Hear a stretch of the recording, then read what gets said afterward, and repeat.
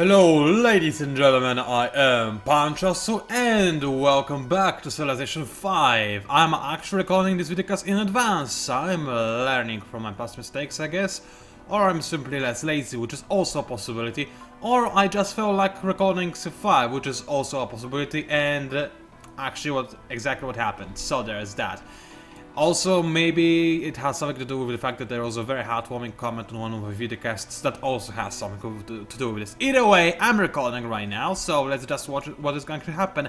I did skip 110, I went through this off camera because there was nothing to do, but one thing, and I should probably point this out, this trade ship that I had in pasture at the end of last videocast, I decided to actually make it transport food from pasture to saliva glands. Now, the reason for that is fairly simple. Saliva glands need to grow, there's no question about that. It's a very small city, and until it reaches at least like the level of pasture in terms of population, it is going to be mostly worthless in today's economy. I mean, it's 1470 AD. By now we should have something more powerful in terms of population, and saliva glands with 7 population just ain't gonna cut it. I need something bigger than that. So that's why I decided to do that. My second reason is fairly simple. There's no way for me to actually hunt down this terrarium ever with my Tattler ships. The idea before I had was to try to protect my cargo ships. But the odds of the enemy just sniping them with the trireme are so high, I think it's not worth it. And it's much safer to actually have my trade routes go around here. Because of the amount of watches I have over here, it's fairly safe to say that I can probably protect those guys as long as they stick to the coastline. They are still vulnerable to snipes if the AI is smart and attacks from the bottom, but from what I've noticed, AI is generally pretty dumb, so I'm not terribly afraid. Anyway, we can actually finish up rationalism, which is very nice and makes me rather happy. And we can also get in free tech, which is something I didn't think through. Right, ouch. Why do I keep making such big mistakes? I'm only going to save 4 tons or something. I could have saved 7 tons of dynamite. But I was stupid, and I made a mistake, an error. Oh well, I guess I might as well give myself chemistry. So I can already start gaining benefits from that. Small benefits, but still benefits nevertheless. So that's a little bit of improved production in many of my areas, so that's nice. Dear workers, you are actually going to give me a lumber mill in this forest. That's because, as we discovered recently, I can actually improve the lumber mill production by quite a bit. And I do want to have both production and food near pasture, because pasture is in a dire need of both of those. So there is that. Now, I do also really want to make the Inca like me more. Now, so far so good, we denounced the same leaders, nice, but we need to go one step further into this, and I need to like them enough to actually sign a, how's it called, declaration of friendship, so then we can actually trade tech with each other by signing research agreements, which will benefit me a ton because of my policies and soon because of my wonder as well. So that's why I need to do this. Problem is, it is going to be very difficult to make the Inca love me. And when I do succeed in this, assuming I do, ever, then everybody else is going to hate me because everybody hates the Inca. Still though, considering their power and how helpful they could be as my allies, at least in the short term, I'm completely fine trying my best to make them like me. So let's have a quick look if there's anything they need that I don't need that we can trade. So right away I can tell that I can give them iron and horses. I mean, iron, I actually am going to keep just because I may want to make some ships that require iron. I'm pretty sure frigates require iron, so I will keep that. But horses, knights are nice, but I will not need too many of them. So 3 at the most. I have 7 horses that I'm not using. I'm gonna give him 5 for free. And let's see if a defensive pact he's not going to agree to. And honestly, we both want to declare war, so I wouldn't want to agree to that either. But we can go for open borders. This would benefit me quite a lot because I would gain some tourism bonus on this guy. While he'll just have an easy time passing through my territory, which is something that I'm pretty sure he would like to have happen. Now, getting extra gold from him is nice, and I'm tempted to take this deal. But on the other hand, if I just give them horses for free, then he's going to like me a whole lot more. So that's a potential exploit on the AI part. I mean, on my, that's an exploit that I could use to make AI like me more. However, considering my current economic situation and my need for a little bit more of a stable treasury, I think I'm gonna take this offer. Either way, I think AI values it, even if whenever you actually make a deal with it, that is not a bad deal. So it should be relatively happy just because we made a deal. It's not going to be listed over there, it's not going to be a big deal, but just because we have a deal, it's going to make the AI think of me slightly more favorable. So there's something. Alright then, let's keep looking. Unit needs orders. Well, Tattler Ship doesn't really have much to do, unfortunately. Dear Masculine, you just go ahead and keep moving, and there's literally nothing more for me to do right now. We still have no coal. We will try to get it, but it will be fairly difficult, as you might imagine. Now, after Observatory, what do I want? I do want cargo ships pretty badly, because I want to be able to not only transfer food and production from Pashto to Salava Glands, I also want to go the other way around, and in the future I also want to transfer food and production to Seoul. I mean, Severa Shipa. So that's something I need to take care of. However, with the enemy current sea control over the seas, I cannot do much. I could make a Gallias, it has a ranged attack, so I could try to protect my sea borders. But it's very ineffective, it doesn't have a lot of strength at all. If the enemy tries to swim in, if anything, even remotely have decent at fighting on the sea, which the Polynesians definitely do have plenty of, like, I don't know, privateers and whatnot, then this Gallias will just die and feed the enemy. I don't want this to happen, so I'm not gonna bother making it. It's not going to be useful anyway. Harbor? It's tempting. I mean, sea trade routes, I do want to have sea trade routes at some point in this city. But right now it doesn't do anything for me, and it does cost maintenance, so I'm not gonna bother with that. Constabulary, sure, it would be nice because it would give me extra 2 gold from trading with Sofia, and I am trading with Sofia, as you might remember, so that's a possibility. East India Company, however, does give me a flat bonus to gold, which is something I probably will take, actually. It's about time I get East India Company. I will need to get it at some point anyway. And Caravanserai, while decent, is just 2 turns. It costs 2 turns, and I would much rather spend those 2 turns making something more useful. For example, Gatling guns or musketmen, or cannons I don't really want to make, because I just want to have artillery backed up by Huachas. Cannons are worthless, in my eyes. Because artillery is way better at attacking cities, and Huachas are better than cannons at attacking units. Of course, artillery is also better than the cannons at attacking units, but ideally I want to use my artillery to attack cities. So yeah. Workboat, no, there's nothing else I want to make right now. So in the future I'll make some more military units. Right now there is no need for that, however. Alright, only lose like 3 gold per turn, so things are really improving, slowly but steadily. Once I gain, like, let's say 10, it's an arbitrary number, but once I do gain 10 gold per turn, more or less, I'll feel a bit more confident and I'll be ready to attack the enemy. Either way, I'll get to wait until I have artillery, but Incas actually want to be friends with me. They're not friendly with me, so this is a situation where the EA is like, yeah, we need some official support from you, and I can understand them because they are hated by everybody and they desperately need some sort of alliance, just like I do. On the other hand, they're not friendly with me, and this probably implies the fact that, just like me, they see this like as a temporary alliance rather than something long-term. Either way, yes, I do want to work with them because now we have the option to set up research agreements, which will help out a lot once I, of course, have the money for research agreements. Scientific Fury is very nice. Let's have a quick look. Sofia wants me to get a great engineer. I think I'm fairly close to one.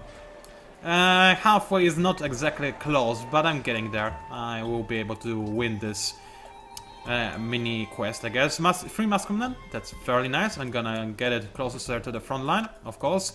Now, unfortunately, he does cost me gold, which is never an ideal thing to happen, but still, it's a Masculine for free. I'm not gonna complain too much, as long as I'm not losing gold. And I am losing, but I'm still over 0, so that's fine.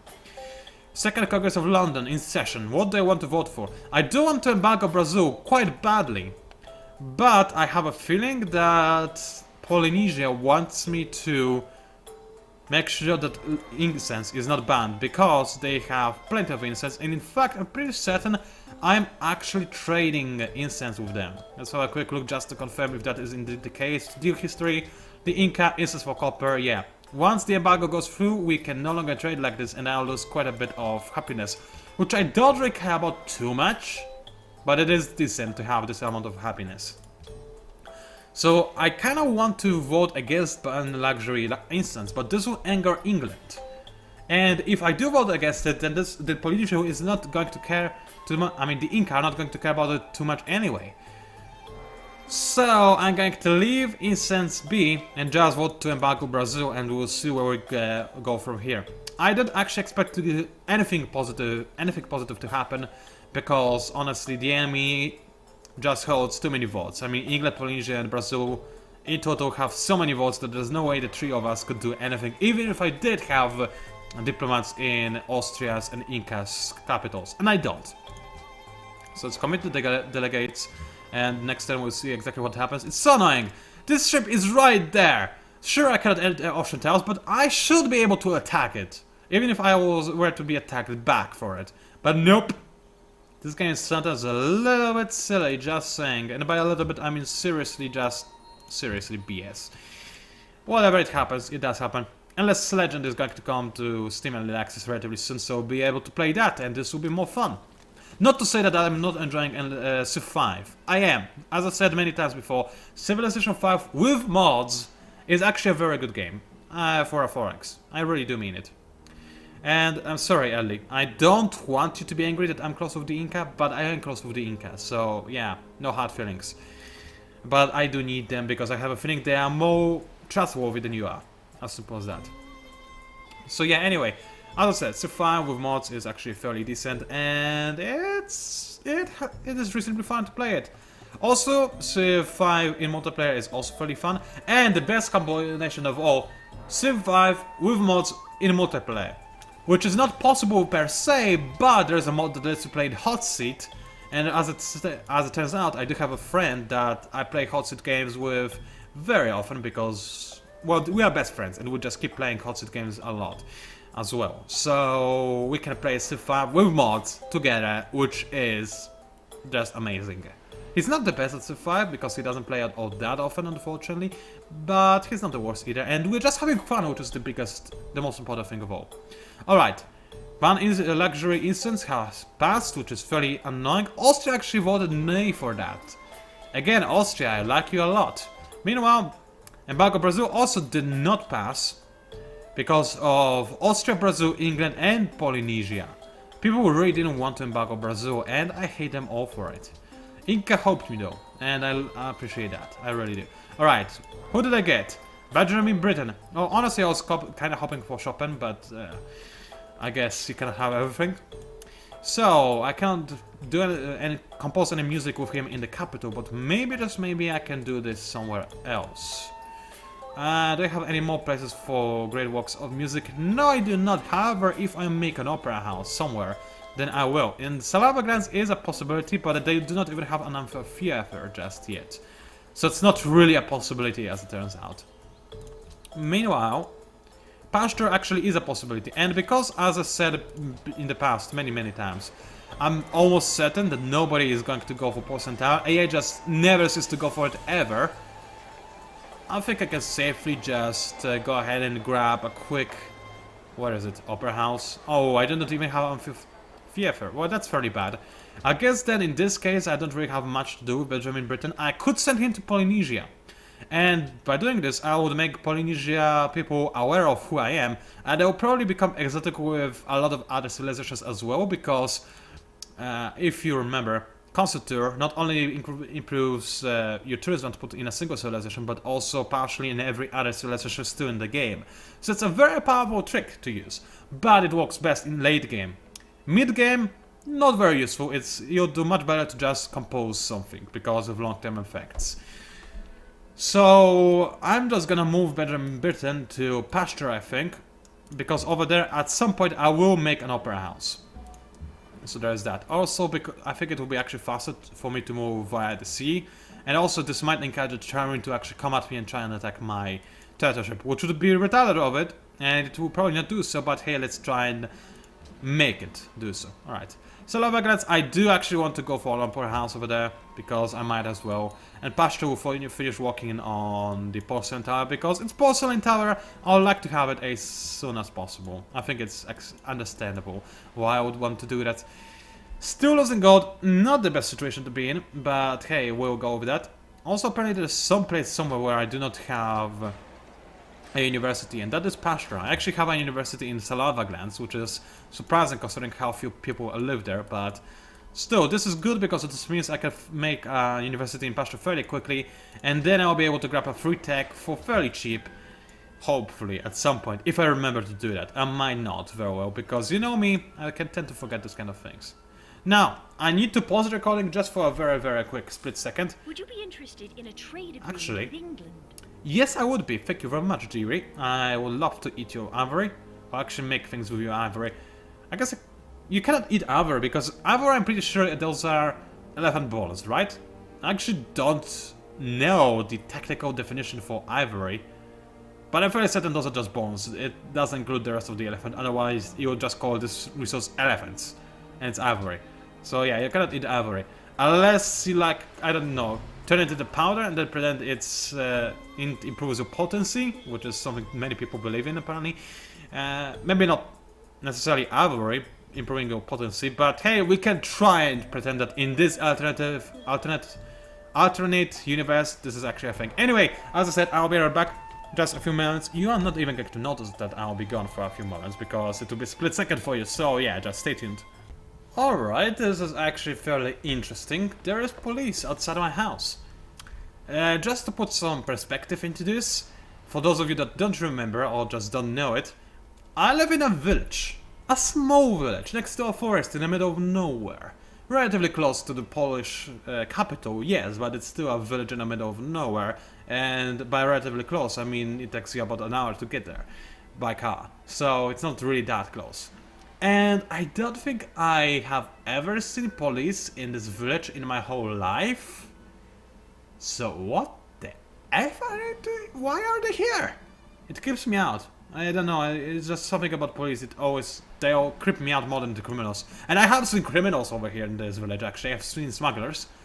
All thieves, I'm not sure if they were thieves or smugglers, I didn't ask them honestly, I was a little bit scared. But I've seen them, and that was something. They actually had a hideout over here. I'm not sure if they still do. They probably don't. I mean, I'm sure they lost it, but maybe they regained it. Either way, I don't really want to know this because I would be a little bit scared for myself. Then again, there is police right now outside, so maybe, I don't know. Either way, let's stop talking off topic. It's maybe relatively interesting for some of you, but we're here for games, and I believe most of us are as well.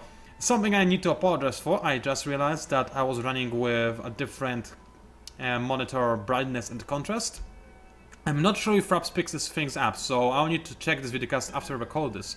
Because if Fraps doesn't pick up any changes that I make to the monitor, then that's great, because I, as I told you many times before, am extremely sensitive to brightness, contrast and those kind of things. Anything that's bright really is a problem, and that's why I cannot do the game for too long without my eyes almost bleeding, almost. Or if I do play for too long, then they will bleed. So that's a thing. Unless I just make sure that I always play with as low brightness and contrast as possible, that I have a lot of background light and whatnot. Some safety procedures I have to go through whenever I want to game for an extended period of time, if you know what I'm trying to say. And if you didn't actually see any difference in lighting in this videocast up until now, that's great, because this means that I can just not worry about recording and record the brightness and contrast that I find comfortable. Because let me tell you this, what I see right now is not comfortable. This is usually how I record videos, yes, because I'm always afraid that Fraps will pick those changes up, and I don't want this to be too bad for you. I realize that most people find darker videos annoying, and I can totally understand why. I mean, if I had normal eyesight, I would probably as well have problems with that. Anyway, let's not talk off topic. I'll just have to watch this because afterwards to see if there was any difference in brightness. There probably was. Annoyingly enough, there is actually a Polynesian caravel, and it will probably intercept my trade ship and destroy it, which is very annoying. I attempted to move one of my huachas over here to the Citadel Tower to provide me with a bit of protection. On the other hand, however, I will need all of those huachas to attack Brazil.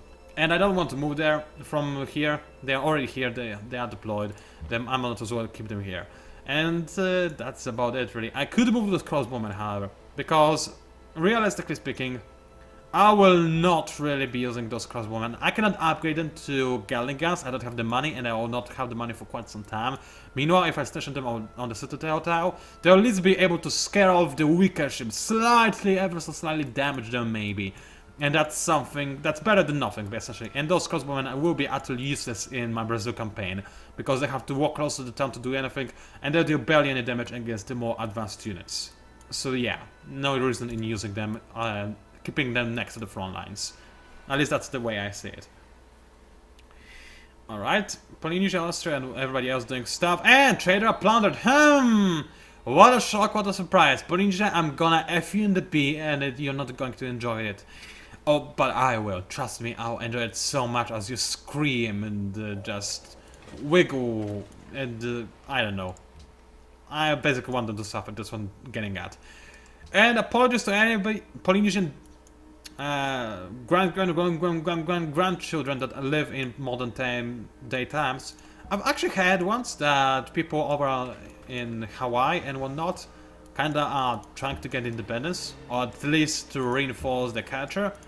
I hope they do succeed in that, because honestly, I'm the kind of guy that likes it when people can freely exhibit their culture and that people are independent when they want to.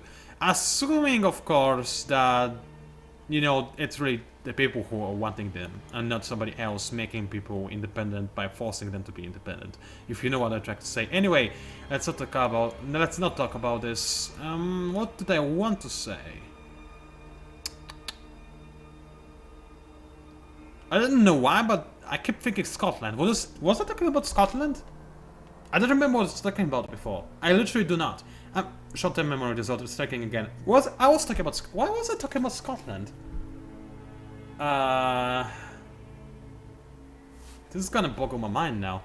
What did I say about... I did say something about Scotland, but what was it? Oh, I need to make opera house, I know that. I don't think this is related to Scotland. Does Scotland has some kind of magnificent opera house? I don't think they do. If they do, feel free to correct me, but I think if they do have opera houses, which they probably most definitely do, then they are not like substantially amazinglier than your average European opera house or even any other opera house. So what? Why did I mention Scotland? I don't remember. Wait, I was talking about Hawaii, not Scotland. No, but I wasn't talking about the two. I don't. Look, Pancake, just don't think about it. Forget about Scotland. Scotland doesn't exist. There is no Scotland. Scotland is a lie. Let's just make some more fields, farms, pastures. They're not pastures, they're fields. Or farms, actually. Whatever. New walker, or just an old walker heading his way towards this jungle town. So please finish making your way out towards this jungle town. Meanwhile, Crossbones slowly making their way closer to this carnival. Also making for an amazing target that maybe the enemy will try to kill. Also, I just realized I could have just swapped places between the crossbowmen and the musketmen, and they would cover this distance much faster, but I was too dumb to do this. Also, in 210s I have absolutely no gold whatsoever. So that's like why did I mention? It's not gonna boggle my mind, and I'll not stop thinking about it ever. Why? Where's Scotland? Then I don't know. Maybe I didn't talk about... I did talk about Scotland. I don't know. Oh, hey! Targets! People to kill! Yes! Hi there! Oh, that's actually a frigate. Frigates are very tough, and they are much more advanced than Huachas are, unfortunately. And Huachas, I mean, realistically even speaking, they're not the best against ships. Actually, I'm not sure. I don't remember any information about Huachas being used against ships in real life. But just... using common sense, I think Huachas would be actually fairly amazing against ships if you set them to explosive shots. Then again, really would that really help? I mean, those explosions were very effective against humans. But I imagine that more advanced Renaissance type ships would have wood that is so hard that it's difficult to penetrate even for exploding arrows. They were exploding quite powerfully, but maybe not powerfully, and I didn't know. It's something interesting, I would like to know this. Huh. Well, I don't know anybody who knows anything about history and medieval inventions like Huachas, so I guess I'll never learn the answer to that, but hey, it's something that I can think about.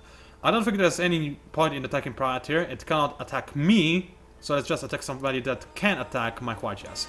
Because I want to keep my Huachas alive for the reasons I explained before, of being able to protect my artillery units with my Huachas. It's not like I can upgrade them anyway, because it costs too much. Now, unfortunately, I did move my crossbowman, which would have been able to fire right now, but what I can do is move my Huacha over here and then change its place with the musketman over there, and then I'll be able to actually attack with the Huacha, once it sets up, of course. Now, meanwhile, my Tattler ship can actually not do anything! Yay! Oh, Tattler ships, why are you so useless? I love them. I love real-life Tattler ships. I love Tattler ships from Age of Empires 2. But in this game, they are just so worthless. There's no reason to have them, almost ever. Unless you spawn in a world that has no deep oceans, just coastals. It's just... no, they are so bad. I mean, I'm not complaining. Korea is still a very powerful civilization, and Tattler ships at least are some kind of good things. They are not like this unimproved warship that the Iraqis have to deal with. I mean, the Iraqis version of warship is just utterly pathetic and worthless. So that's not the worst thing that could happen to Korea, sadly. So I'm not gonna complain. Anyway, somehow I lost more than 4 gold this turn. I lost 8, and now I'm losing 9. Doesn't ask me how this happened. It was not supposed to happen, but it did happen. So now I have to somehow deal with this somehow, because I'm now losing science, which is never good. And when I lose more than 5 gold per turn, I can actually have some of my stuff disbanded, which is the last thing I want to happen. Seriously. I guess maybe I made a bunch of structures in a single turn. This could be it. Is there anybody that I could potentially want to disband? Knights I'm gonna keep. Knights are always fairly decent, even in later game. I mean, right now, where are we in technology? I'm about to reach cavalry, so fine. Knights will not be all that amazing, but when you have a look at them, they still have 20 strength. 20 is fairly nice. I mean, riflemen have 34, but I don't think Brazil will use them. Brazil might be using musketmen. They have 24 strength, but knights still have 20. And they can move so freely, and having a mobile unit is very nice for me when I try to besiege an enemy city. So I'm gonna keep the knights. I may, however, ditch the pikemen, and by doing so I'll be able to move a different unit into a city, city limits, and that saves some money. What I will do as well is actually, I said that I want to move my crossbowmen over to this citadel tower. No point. They will know to be able to do. Actually, they will be able to do some damage. So you know what, I think I'm gonna just disband this pikemen. Pikemen are nice and whatnot, and they can level up to lancers, but by themselves, 16 strength. They are nice because they don't cost any special resources to make, but now I can use musketmen, which are just flat out better. So I'm gonna remove this unit, gain some gold from it as well. Move a different unit to the city limits, so I don't have to spend the gold, like this musketman for example. So now I'll lose only 6 gold per 10. And I'll do something similar in Saliva Glands as well. Although this guy is just standing... No, I will not. Because I want to have all those small advanced units invading Brazil. And this guy doesn't cost me anything, he's just standing there being all angry and whatnot. And he does give me some defensive bonus to Saliva Glands, so I'll keep him over there. Losing 6 gold per 10 is not ideal, but I can deal with that, and I'll just stay where I am right now. I really wish I could actually trade tech with the Incas, but I don't have the money to do this. I could maybe trade something for the money. How much do I need for a research agreement? I need 201 gold. They have enough gold to give me gold and have enough gold for a research agreement. So maybe I'll just give them the rest of my horses. It's risky, but I don't think Brazil will use too many horsemen on their own. Let's have a quick look if Brazil has access to horses. Because if they don't, I will not really need the lances. So yeah. Brazil, where are you? Brazil, Brazil, Brazil, there they are. And they have no access to horses, or they're using them all. But I'm fairly certain, yeah, it doesn't look like they have access to horses at all. So I can give away my horses. I'll not be using lances too much anyway. I would much rather make some more musketmen and artillery. And cavalry. So, actually cavalry, yeah, that's a good point. Cavalry does use horses and it's fairly awesome. I guess I'll just use musketmen. They are better cannon fodder than cavalry.